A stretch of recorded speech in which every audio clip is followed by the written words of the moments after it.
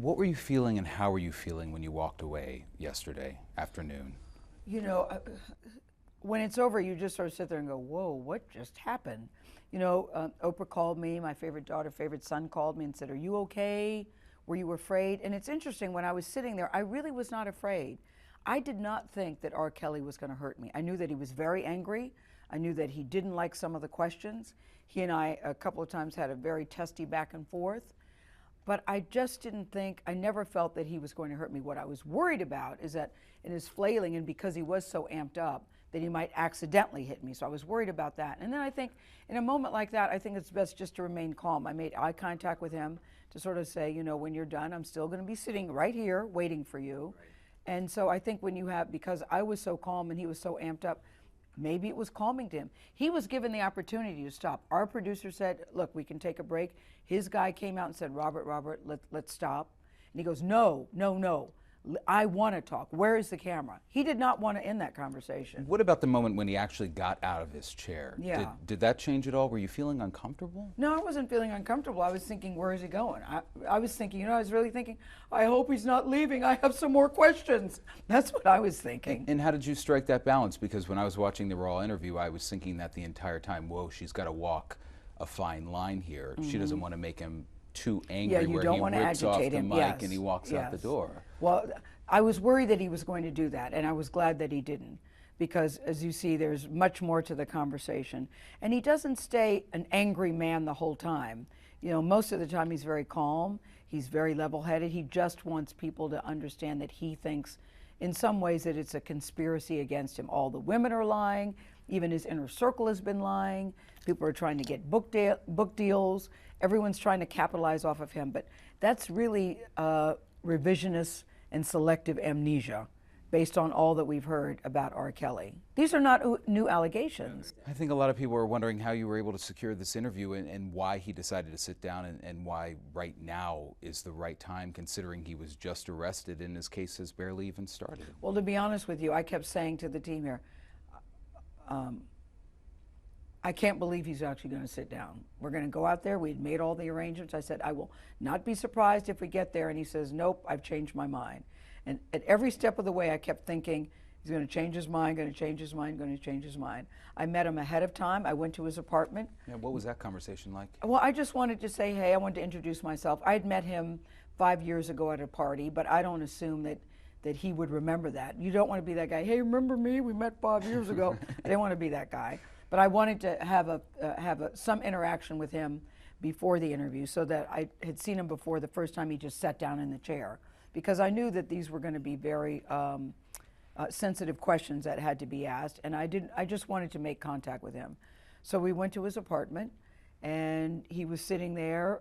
There was a big sign that says "Welcome Home." We have video of it, and balloons, and he's sitting there drinking hot coffee. It was very hot because he was doing something for his voice. His little 2 dogs were running around. Popcorn and Belief were running around. And he was very calm and very relaxed. He said, you can ask me anything. There's nothing off limits. He did not want to talk about Aaliyah.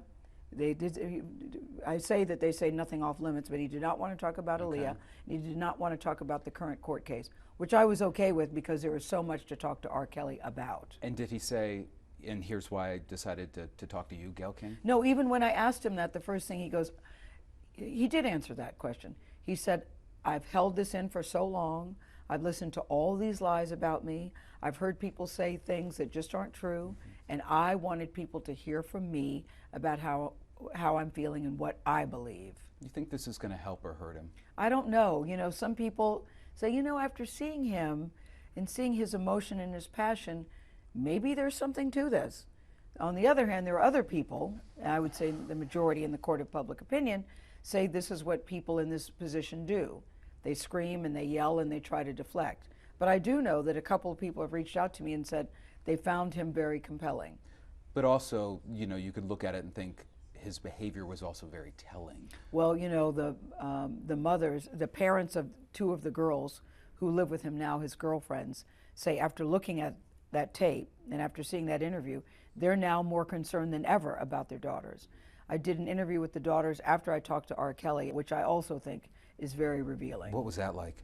Well, you know, it was fascinating to me because here are these two young women, and R. Kelly wants people to know they are not being held hostage. They are not chained up in a room. They are free to come and go as they please, which we saw. But the parents say it's not about a physical hold. They believe that R. Kelly has brainwashed their daughters. What do you and they're very angry. I was fascinated that the daughters are so angry with the parents. Right. They were crying. They were emotional. They were crying, but they were crying tears of anger. They weren't crying tears of, oh my God, this. Yeah. They were crying tears of anger. They are very angry with their parents. So after hearing their that stories, surprised me. And after hearing R. Kelly, what do you walk away feeling and thinking, and seeing the documentary? Well, they're all the girls, the two young girls, and they're 23 and 21, and R. Kelly are all telling the same story. This is all about money for the parents. The parents are lying, so I'm not surprised that they're all three telling the same story.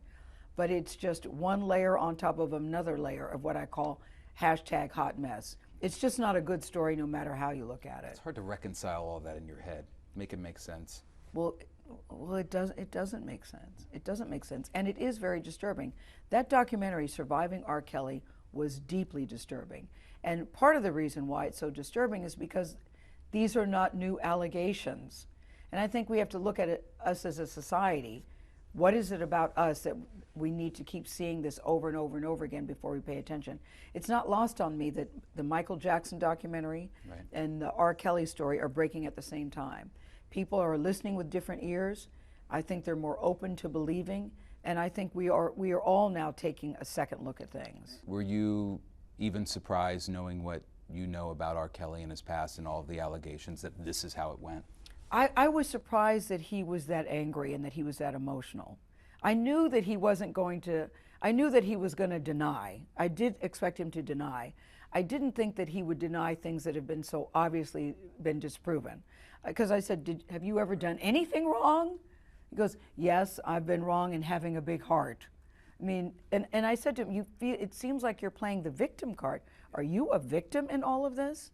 I mean, so that did surprise me. You know, everybody can say, well, I wish I would have done that differently. And we got none of that from him.